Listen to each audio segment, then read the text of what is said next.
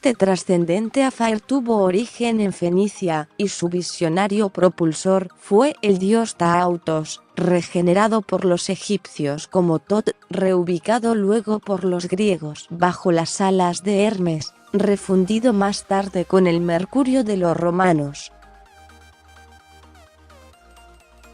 Aunque el verdadero dueño de este engaño de proporciones históricas fue un alemán, Friedrich Wagenfeld, a quien la historia puso en el olvido, o casi.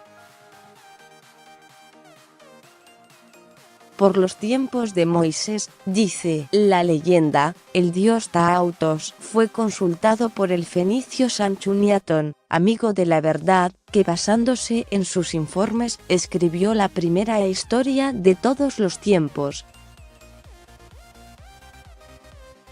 Esa historia se perdió, pero quedó conservada en una traducción al griego del siglo II de nuestra era, perpetrada en 9 libros por el fenicio Herennius Philo, natural de Biblos. Esa traducción también se perdió, pero quedó conservada fragmentariamente en la diatriba contra los cristianos del filósofo neoplatónico Porfirio, natural de Fenicia y del siglo III. Como la obra de Sanchuniathon, como la traducción de Philo, también el libro de Porfirio se perdió. En el siglo V, Teodosio II lo mandó quemar por blasfemo. Sin embargo, gracias a Dios, muchos seguidores de Jesús citaron a Porfirio a fin de refutarlo. Esas obras asimismo se perdieron, salvo una, la preparación para el Evangelio de Eusebio de Cesarea, siglo IV. Aquí y solo aquí se conservan algunos fragmentos del libro de Porfirio, donde quedan a resguardo algunos fragmentos de la traducción que hizo Philo de la obra que escribió Sanchuniathon luego de consultar a Taautos. En algún aciago momento de principios del siglo XIX, ese libro de Eusebio llegó a manos del alemán Friedrich Wagenfeld. Él, y solo él a quien pretenda sumársele, Mientea es el único hombre que no se perdió en esta complicada genealogía. Y esa, precisamente, fue su perdición. En octubre de 1835, el distinguido historiador Georg H. Perth recibió una carta desde Oporto, Portugal. Estaba escrita en latín y llevaba la firma del caballero Juan Pereiro. Allí se comunicaba que en el convento Santa María de Merinao, ubicado entre el Duero y el Minho, se habían encontrado los 9 libros de la traducción griega de Philo del Tratado de Sanchuniathon, completos y en perfecto estado. Pocos días después, la Hannoversche Zeitung batía el hallazgo a los 4 vientos. Siguió una segunda carta, ahora corregida en Pereira, donde se anunciaba el envío de los manuscritos. Estaba dirigida a Friedrich Wagenfeld, quien de inmediato la presentó a una editorial. Wagenfeld tenía por entonces 25 años y había estudiado teología y filosofía en la célebre Universidad de Göttingen, Baja Sajonia. Explicó que el sobrino de Pereira le había enseñado portugués durante su estadía en Bremen, de ahí que su tío le confiara la misión. El asunto quedó en manos del orientalista Georg Grotefend, una eminencia en temas prehistóricos.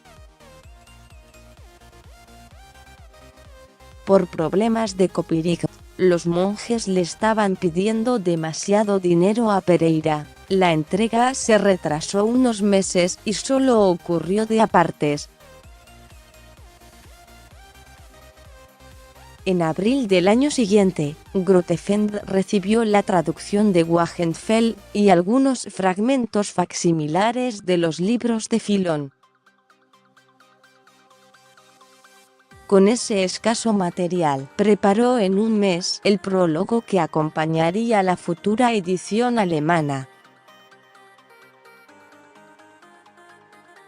Allí, tras asentar su alegría por este descubrimiento epocal, el filólogo elucidaba para el mundo académico los paralelos del escrito fenicio con distintos pasajes de la Biblia.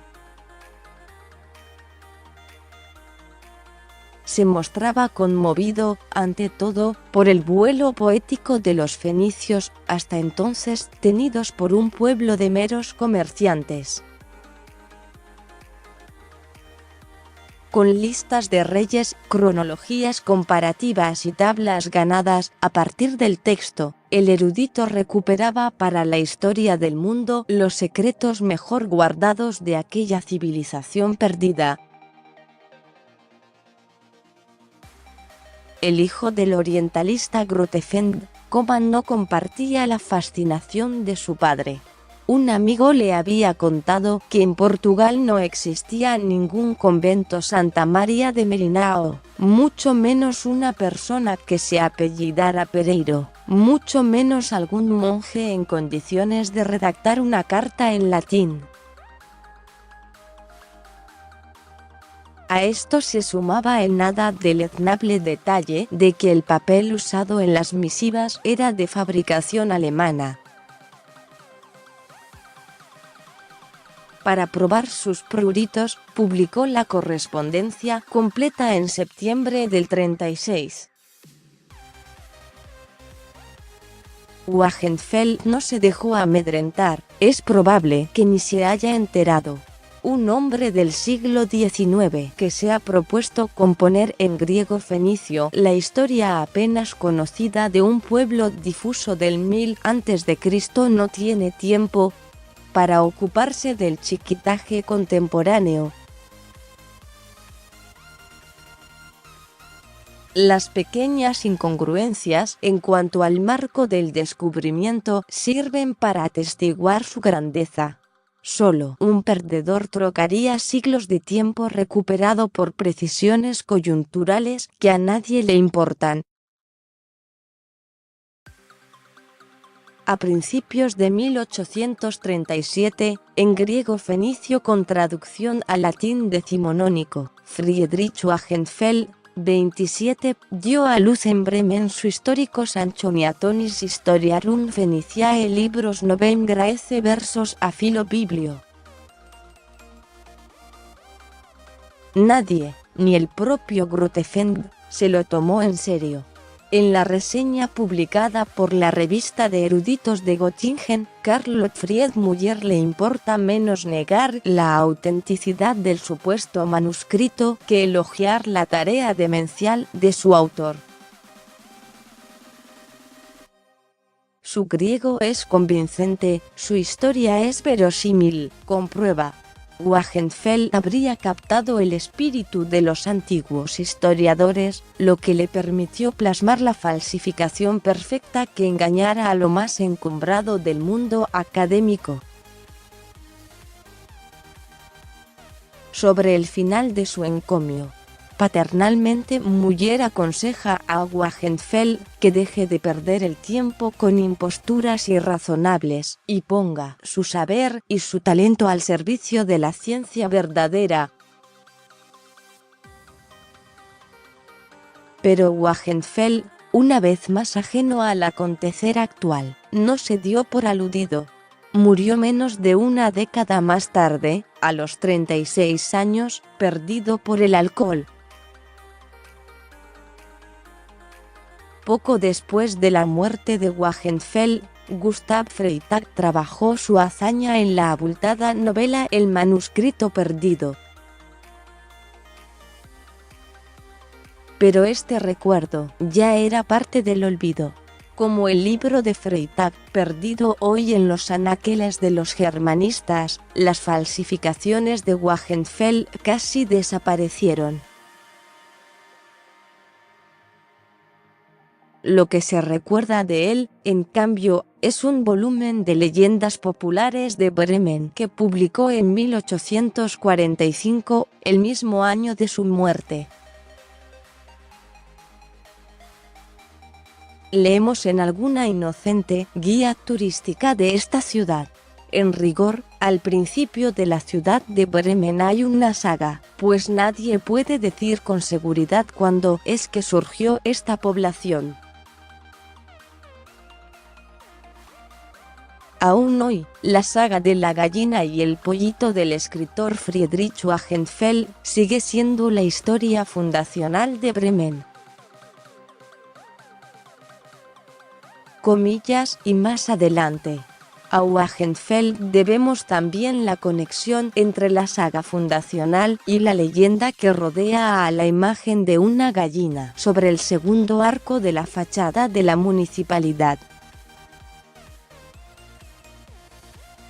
No se sabe si los constructores de ese edificio conocían la saga. Lleva su nombre una calle corta como subida, perdida en el sur de la ciudad.